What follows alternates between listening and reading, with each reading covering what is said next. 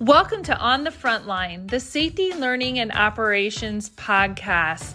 My name is Dr. Gina Anderson, and I am the CEO and co-founder of Luma Brighter Learning. We are celebrating the people designing better outcomes for those who move our industries. Stick around to the end of the show and we'll reveal how you could be our next guest to be celebrated in about 15 to 20 minutes. Let's go.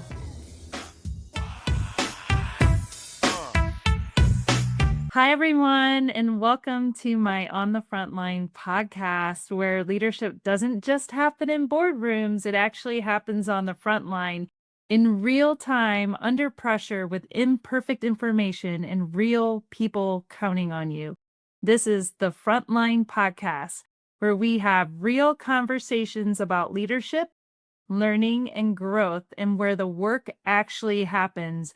And today, I am so honored that I am joined by David Price, and he is the Executive Vice Chairman at United Petroleum Transports, which I learned recently is a family-run company, and I know that it's built on grit, vision, and unwavering commitment to safety. And I did a little research, and David can tell me if I'm right, but the story of the company begins with David's grandfather, Keith Price, and he actually started the business with just one truck and a bold idea. And he built a company that customers could always trust and employees could always be proud of, and that would always find a way to deliver safely and consistently, no matter how complex the job. And so what happened is the vision was carried forward under David's father's leadership, Greg Price. And today, I'm proud to say that David continues the legacy, guiding a company known for being a strategic partner, solving problems that others won't or can't solve, and executing seamless service with the safety at the center of everything. And so this conversation today is what it really takes to lead in a high-stake environment, and how culture gets built and how trust gets earned, and what it means to carry a legacy forward while still evolving what's next. David, thank you so much for joining me today. I am so excited to talk to you. I would love for you to share with everyone today what leading from the front line means to you and means to your company. Wow. Well, first, thank you for that. I've never quite had that kind of introduction before, so thank you very much. Yeah, I haven't quite heard it put that way. So thank you very much. Leading from the front lines, the first thing I think about is all the, hardworking men and women who literally are on the front lines of our business that are the ones that make it run. We're just the shepherds, if you will, hopefully steering the ship, whatever metaphor you want to pick, going in the right direction, and in giving those frontline workers the tools and the resources to effectively and efficiently do their job. And that's where I started. Not that that was the question, but I see firsthand and have experienced firsthand being on the front lines with those folks, the dispatchers, the technicians, professional drivers, that those conversations and communications and planning and execution really make or break your business. And so as leaders of the organization, to be able to run a business that has yes, we have a hierarchy org chart for all intents and purposes, but at the same time, it's pretty flat to where we spend time up there. Most, if not all of those day-to-day, minute-to-minute decision makers know who we are for sure. And quite a few of them that have been around a long time, we have relationships with, and they can call us directly if they need to. So we live on the front lines with them and back away and let them do their job at the same time. I love that. I love that. Well, that's the kind of leader that you are, and I've observed, is just supporting those around you and lifting them up to be the very best. And you're right. I mean, they're the ones doing the work, and I appreciate, your company's commitment to safety and supporting them in that. And what do you think, like, leading from the front line, what does it teach us really about humanity? I think about this question a lot because I think a lot of times people don't really realize what these individuals go through on a daily basis.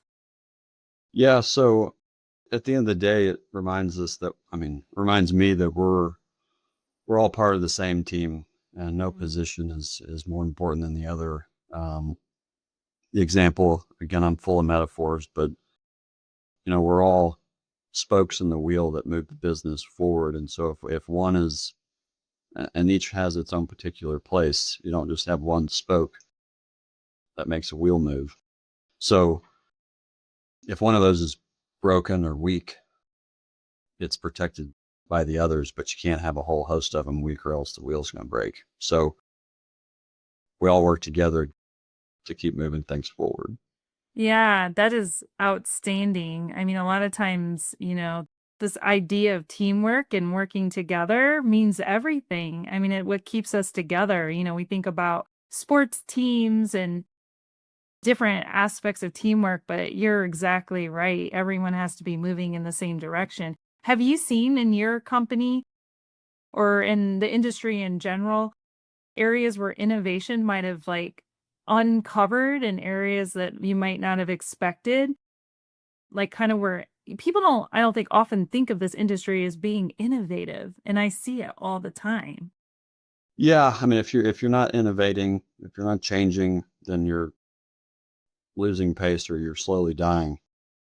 But in our world, yes, it's a competitive market as any industry is, but it, as you mentioned earlier, the word that comes to a lot of the top of mind is safety. And so we don't really, our industry, and especially the niche of tanker, and I can't speak for the other niches, and I would assume it's the same. We don't compete over safety per se. Those are Mm. areas that we will share best practices, and we're pretty much an open book in terms of how to keep our roadways, motoring public, and our employees and other associates safe. Mhm. An area of innovation outside of, safety is intertwined in everything that we do. One area that is very archaic and showing some progress in the tank world, specifically in the fuel business, is loading procedures. To keep it high level, a driver has to have a set of codes. First, he or she has to have access to that particular loading facility and go through certain training requirements from that particular place. But after that, we have to be approved to load off certain accounts, and drivers have account numbers and a slew of other accounts to pick from, and then products. It's a It's a mess. lot. It's a lot. It's a lot. And at the end of the day, a driver can pick whatever he or she wants. And there's a price difference in all those different accounts. The analogy that my dad often uses is, would a Walmart driver be able to pull up to a warehouse and load whatever he or she wanted? No, they Right. don't. No. No. And so, but fuel drivers, in theory, can off Wow. whatever account that we're already approved off of. What that's moving to, there's a couple of different initiatives out there, but to streamline that, where a dispatcher or someone in the office so can tie our system to the customer system, to the loading facilities system. And I'll keep it high level because frankly, I'm not the tech wizard. So what it essentially does is, or it will do, is either give a driver a QR code or a one-time code, and before he or she gets there, we can secure that product so he or she doesn't run into allocation issues and not have available product to load. And so it prevents misloads or loading off the wrong accounts. It limits downtime at the rack. There's so many Wow. benefits to knowing that where you're going, there's going to be the right type of fuel, the right amount, the right account. You can get in and get out and get on your way. It's been implemented in a couple of places, but it's nowhere near and it's a long term. That would be a huge shift in how fuel haulers operate, because it really hasn't changed in decades. Uh, Wow. so that's an area of innovation that takes stakeholders from a lot of different angles, from the driver's Yeah. perspective to the rack operators to our customers to us. So it takes a lot of people to move that ball, and that's a slow moving ship, just because it's so complicated and it's got so many different angles to it. So maybe in my lifetime we'll I see hope that. so. It sounds really innovative. I love that. I love it Yeah. so much. Do you see, like, you've seen a lot. I mean, your grandpa started the company and now you're here today. Like, if there's something about the industry that you think should be redesigned or that you would hear him saying, I can hear my grandpa, saying, "Oh, I wish it were like this." What do you think we should redesign to make better? And what should we create instead, do you think? Oh gosh, that's a great question. I don't know if I have the answer off the hip.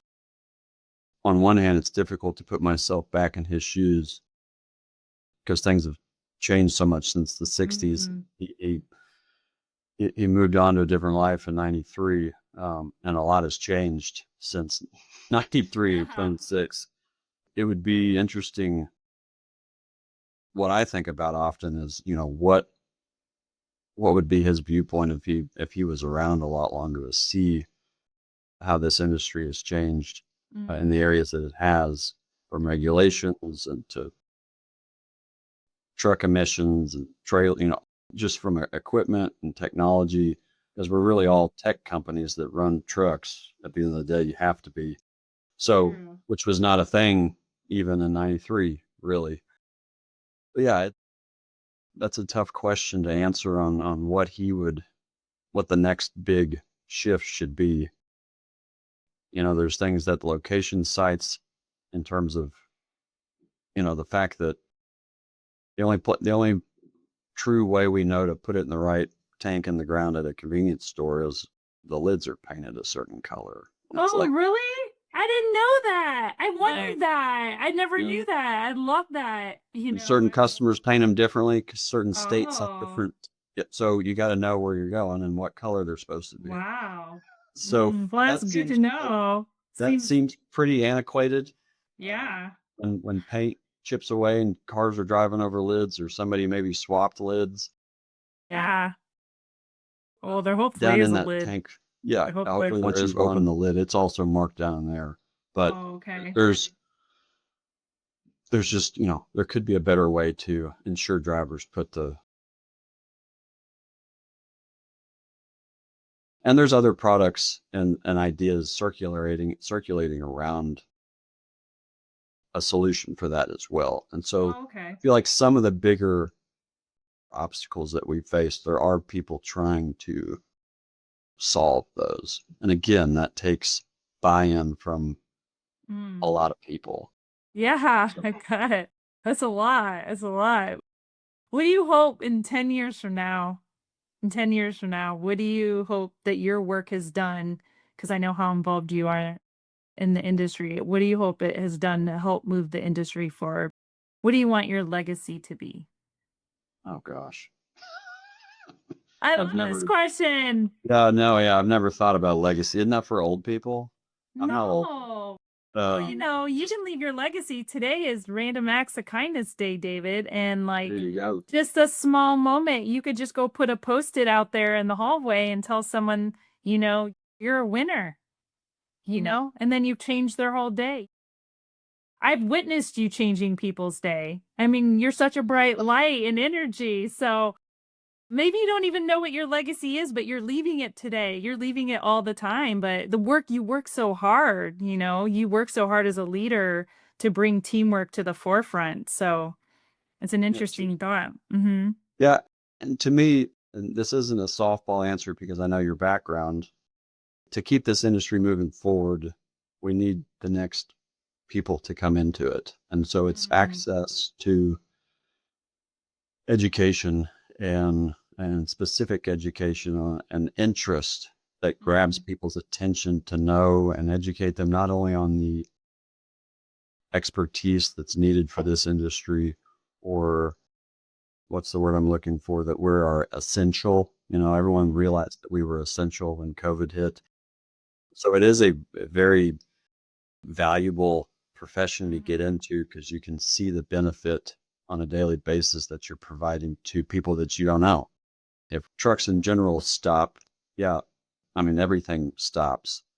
And Mm-hmm. each niche of trucking has their kind of stake in what they're responsible for. And in tank, yeah, it's chemicals, it's lubricants, it's anything bulk liquid has a role to play in that as well. And fuel doesn't get delivered, then the rest of the trucks can't operate. Mm-hmm. Except for the small percentage that are moving to other forms of power, which is another conversation. So it's really comes down to broadening the communities and the population on the next generation, of educating them that this is a valuable and rewarding sector to work in. And then below that is just the education, specific education within our industry to be successful, because there's always something to learn because it's always changing. And so just because someone may get a degree in logistics now, which I didn't even know existed when I was in college, it Right. may not have. Just because you get one cert doesn't mean you're done. You know that.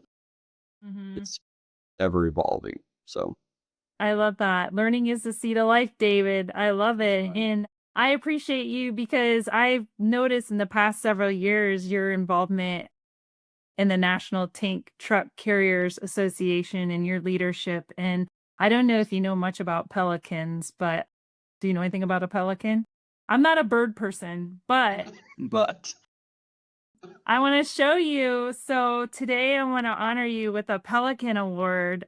Pelicans are actually in Charleston, and one thing I noticed about them is they hunt and live in groups. And they don't thrive in isolation. They actually thrive in community and connection. And they represent teamwork, which you talked about. You started the conversation and you mentioned that we're all in the wheel and the spoke and we all move together. And I know how much that means to you in social bonds and the balance between giving and receiving. So today I want to honor you with a Pelican Award because I know and I feel your energy when you're in a room. You embody all of these traits and you see the strength in others and you lift them higher and you give without ego. And you don't only lead just from the front, but within your community and your work. I know it might not always make headlines, but your impact is lasting and it's personal and it's powerful. So today I want to thank you, David, honestly, for the way that you move people forward quietly, but with your energy and conviction on stage and how you build community around you. So for the balance you bring and the lives you change just by being you, thank you so much. I want to enter you and have you be part of my leadership community because you're making a difference and I appreciate that. And your family legacy company is so incredibly lucky and everyone at your organization to have you in a leadership role. So thank you so much. I want you to share as we close out our podcast today just a little bit about your company and how people can learn more about United Petroleum Transports and really what the value of it is and speak to your customers and the community of why why should they come to you? well, first of all, thank you. I appreciate the Pelican Award. That's some very kind words that you just shared. So thank you very much. That's an honor. But yes, UPT, quick high level background. As you know, we're celebrating our 60th year starting this summer. As you already mentioned, my grandfather started it in 66 with an idea and with one truck. It's not the story of, he was the driver. He was actually a salesman for another company and then took a risk, as many entrepreneurs do, and started his own truck line. which was originally Oklahoma Tank Lines back in 1966. And we ran under, once we acquired UPT back in the 80s, we ran under both banners until just 2012. Wow. We rebranded and got rid of OTL because we didn't get rid of it. We just stopped using the name. And because it just got confusing for customers that were touching out that we worked for in multiple states. We started with independent contractors from day one. It was not his intention to ever own trucks. Long story short, my dad talked him into it. And now we still maintain that independent contractor model based on building mutual beneficial relationships. Those individuals who own those trucks are in a small business underneath our DOT number. And so we work together to service our collective customers. Yeah. 2 years ago, we acquired Florida Rock and Tank Lines out of Jacksonville. And so combined between the two, we've gone from one truck in 66 to about 900 now with 1,500 associates, 1,100 or so-ish professional drivers, and the rest support staff, technicians, dispatchers, of the like. And so main website is driveforupt.com and Drive for FRTL. They've got their separate websites. We cover from Las Vegas to Port Everglades, Florida. Wow. And as far north as Tennessee, Kansas City, kind of Mason-Dixon line, and south is where our trucks are domiciled. Some of our non-fuel assets will deliver chemicals and lubes to all 48 in Canada, and we've even done some cross-border into Mexico. So we can go pretty much anywhere. That's kind of our reach. Get it. I love it. We can reach as far as we need to, as far as our customers want and need us. And with that independent contractor model, it does allow us some more flexibility than others that just run all company. Because for whatever reason, a lot of contractors have sleepers. And so when there's natural disasters, emergencies, pipeline issues, what have you, anything that disrupts status quo, we can quickly assimilate little pods of trucks and send them wherever. I love that. Bring the pods. Bring the pods on. Yeah, we've got drivers that will raise their hand very quickly and go out of state for, a few weeks at a time to help recover whatever emergency may be happening at that time. So that's kind of us in a nutshell. Where can people find you, David? Where can they find you if they want to learn more or hire you, if they want hire you or become part of your team? Where should they find you? Yeah, just go to our website. There's links for drivers and for staff. Drive for the number 4 upt.com, or just a quick Google search of United Petroleum Transports and we should pop up, I hope. All right, we'll do that. Well, David, thank you for coming on my podcast today. Thank you for all you do. Thank you for changing and leading the industry, and until next time, we'll see you. Absolutely. Thank you so much. I appreciate the opportunity. It was an honor. Dr. Gina Anderson here.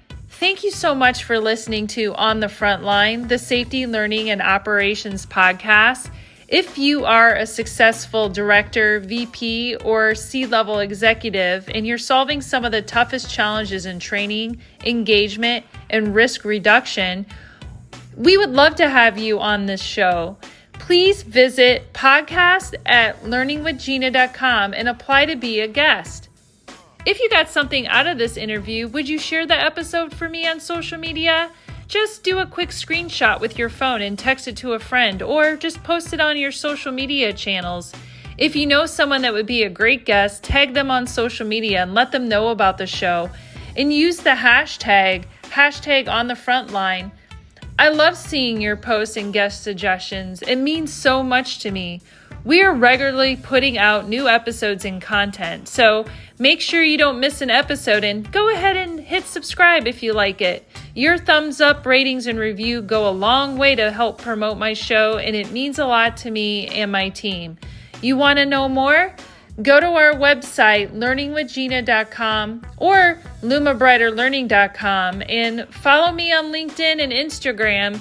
Thank you so much for listening. We'll see you next time.